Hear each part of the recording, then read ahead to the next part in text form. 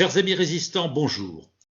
Je souhaiterais aujourd'hui aborder avec vous la question politique et les agressions que les politiques mènent contre l'arbre, l'animal et l'homme. Politique, bien sûr. Alors vous savez que, je l'ai expliqué déjà personnellement, je ne suis pas un homme de parti. Je ne milite dans aucun parti en tant que tel. Je ne candidate désormais à aucune élection. Pourquoi ? Eh bien, parce que je considère que la situation est trop grave pour cela. Et je voudrais vous l'expliquer d'une manière, si possible, très claire, très pédagogique et d'une manière objective. Vous savez, ce que je pense actuellement, c'est que la démocratie n'est plus qu'un leurre, une comédie, du théâtre. Tout est joué d'avance, tout est pipé d'avance. Cela conduit un certain nombre de philosophes, d'essayistes, de penseurs à préconiser l'abstention.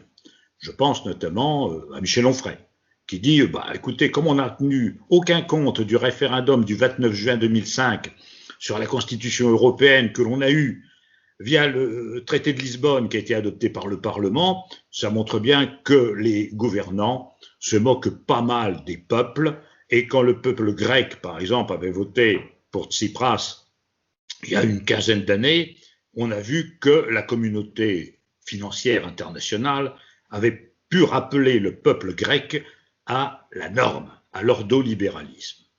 Ce sont quelques exemples. Je ne tire pas les mêmes conclusions que Michel Onfray. Moi, je pense que tous les citoyens devraient participer, même si on sait d'avance, que 40 à 50% du corps électoral va désormais s'abstenir lors des élections. C'est probable. C'est probable parce qu'il y a un désintérêt que je comprends vis-à-vis de la chose publique. Et c'est regrettable, parce que comme je l'ai écrit, lorsque les meilleurs se taisent, on n'entend plus que les pires. Alors, moi, je vous invite à ne pas vous taire, mais cependant à ne vous faire aucune illusion. Tout est pipé d'avance. Nous avons connu au XXe siècle des régimes totalitaires, avec des tyrans sanguinaires, féroces, cruels, qui ont créé des polices politiques, des goulags, des camps de concentration, où ils exterminaient leurs opposants. Et ces gens-là pensaient régner 1000 ans sur leur Reich, ou sur la patrie des travailleurs, ou sur la Chine rouge. Et puis leur régime s'est effondré, avec eux-mêmes. Et les résistants de l'époque pouvaient songer à assassiner Hitler, à tuer Staline ou Mao Tse-tung, bien sûr, car c'étaient des dictateurs en chair et en os. Nous n'en sommes plus là du tout. Et le système qui gouverne sur la planète entière est infiniment plus pervers et beaucoup mieux élaboré que ne l'étaient ces grossières dictatures bottées et casquées qui ont sévi au XXe siècle. Ils sont là pour régner 1000 ans. Et qui gouverne en France et partout ailleurs? Eh bien, qui gouverne depuis 1980 surtout, c'est Madame Thatcher. Madame Thatcher, en Angleterre, l'a très bien exprimé en disant « There is not alternative ». Il n'y a plus d'alternative. Et quand vous voyez les dirigeants actuels, qu'ils aient la tête de Macron, de Sarkozy, de Fillon, de Bertrand, de Barouin ou de je ne sais qui, c'est Madame Thatcher qui gouverne. C'est Madame Thatcher. Ce ne sont que des Thatcher qui gouvernent partout. Alors évidemment, les acteurs en représentation sont différents, on les change. S'il y en a un qui meurt ou qui vient à devenir trop impopulaire, ils en sortent un autre, tout aussi identique, qui fera exactement la même chose. Et ce qu'ils font est malheureusement néfaste pour la planète, et je vais m'en expliquer, et pour les hommes. Et pourtant, vous avez dans les 50% de gens qui continuent à voter en France, en Allemagne, en Italie, en Espagne, partout, vous avez à peu près une majorité relative de gens qui votent pour ces gens-là. Ce sont des dingues qui votent pour Noël et qui ne se rendent pas compte là où ils vont. Alors, pourquoi en sommes-nous là? Et comment font-ils? Tout simplement, ils ne bourrent pas les urnes. Ils ne falsifient pas les élections, non. En France, actuellement, quand les gens vont voter, les officiels ne partent pas avec l'urne à 17h30 pour en ramener une de pleine à 18h. Pas du tout. Pas du tout. Les résultats sont loyaux et sincères. Seulement, quand vous allez chez votre dentiste, votre coiffeur ou votre médecin, vous trouverez des magazines qui vous expliquent quel est le gendre idéal, l'homme sage ou la femme qu'il faut élire pour être tranquille, pour que rien ne change, pour que tout soit rassurant, et surtout le reste c'est du folklore. On va sortir 2 ou 3 gauchistes sympas, marrants, qui vont faire 1 ou 2%, on va sortir un berger bucolique des Pyrénées qui va amuser la galerie, au besoin on va sortir quelques fachos pétainistes qui sévissent sur CNews ou je ne sais où, tout ça pour faire du spectacle. Mais tout est joué d'avance, c'est joué d'avance. Et moi, je peux vous donner les résultats des élections de l'an prochain. C'est joué d'avance. Donc, si vous voulez, c'est la raison pour laquelle je ne participe pas à cette mascarade. Et voulant être honnête avec ceux qui m'écoutent, et avec ceux qui me suivent dans mes chroniques ou dans mes réflexions, je me dois de leur dire la vérité. Et la vérité, c'est que tout ça est pipé et que vous avez Madame Thatcher, vous aviez Madame Thatcher il y a 10 ans, il y a 20 ans, il y a 30 ans, vous aurez Madame Thatcher l'an prochain et pour un certain temps encore, parce que tout est fait pour qu'il en soit ainsi. Alors, quelles sont les conséquences? Eh bien, les conséquences, mes amis, c'est que dans les années 60 ou 70, et les plus âgés d'entre nous ont malheureusement ce privilège de le savoir, quand on entendait le mot réforme dans les années 60, ça voulait dire quoi? Ça voulait dire plus d'intelligence, plus de générosité, de meilleurs salaires pour les travailleurs, des garanties sociales, des progrès dans le domaine des libertés, dans le domaine des institutions. Le mot réforme était un mot positif.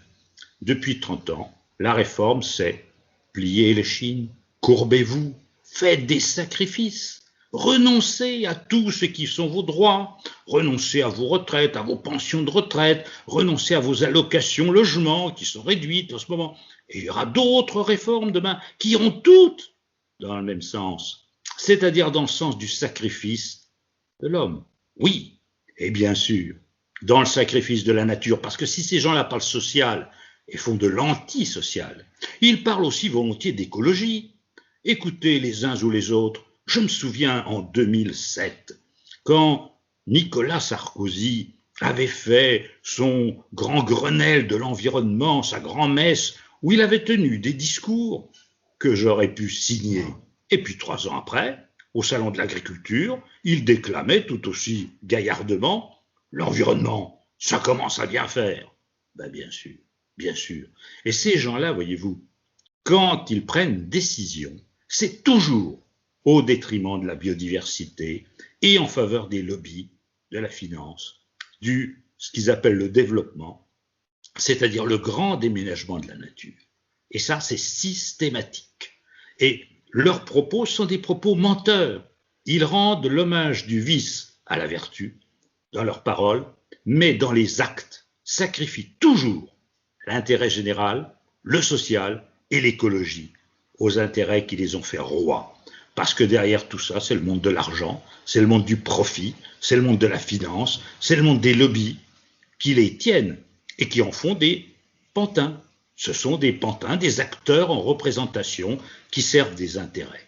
Et le capitalisme, voyez-vous, pour l'appeler par son nom, est extrêmement plastique. Il est capable même de récupérer des idées apparemment écolos.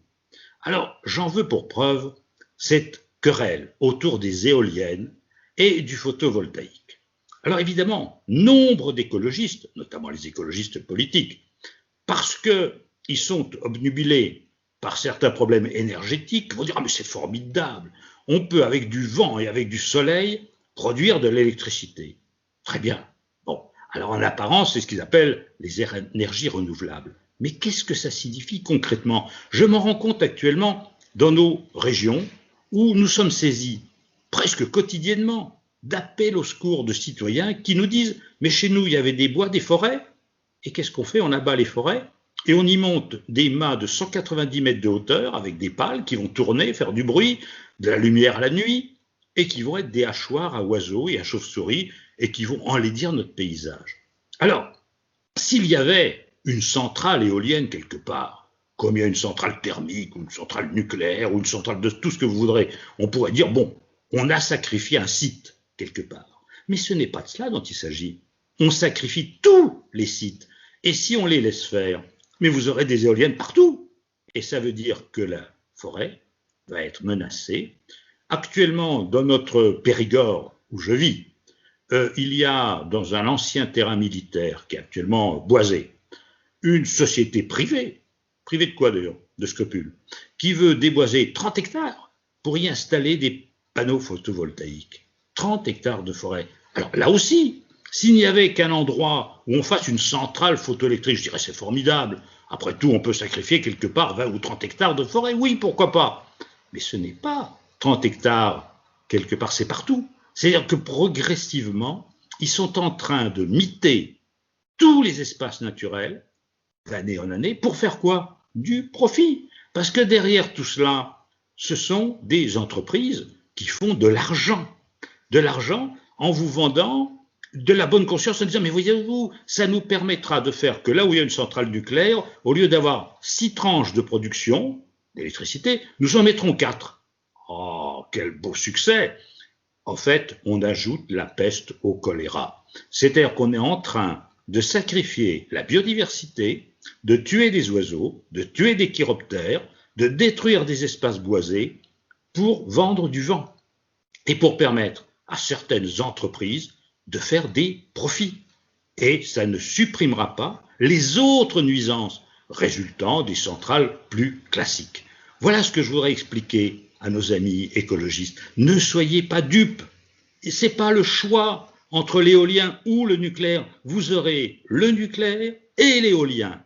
Et vous aurez les inconvénients de l'un et de l'autre. Ce n'est pas un choix, c'est un piège. Et ce piège, nous ne devons pas y tomber. Et comme toujours, nous devons nous déterminer en fonction de l'intérêt supérieur de la nature. C'est ça mon combat, et c'est en cela que je suis suprapolitique, parce que le reste, je n'y crois pas. L'an prochain, vous aurez Madame Thatcher qui continuera à faire la politique de Madame Thatcher, et tout le reste n'est qu'une farce, une comédie, et c'est déplorable. Voyez, mais le jour où vous en aurez pris conscience, le jour où les gens en auront pris conscience, seulement ce jour-là, on pourra parler de résistance. C'est pour ça que je vous appelle toujours amis résistants, parce que moi je vous invite à résister à ce conditionnement. Je vous dis rendez-vous, si vous voulez bien, dans quelque temps, pour d'autres réflexions. Allez, portez-vous bien!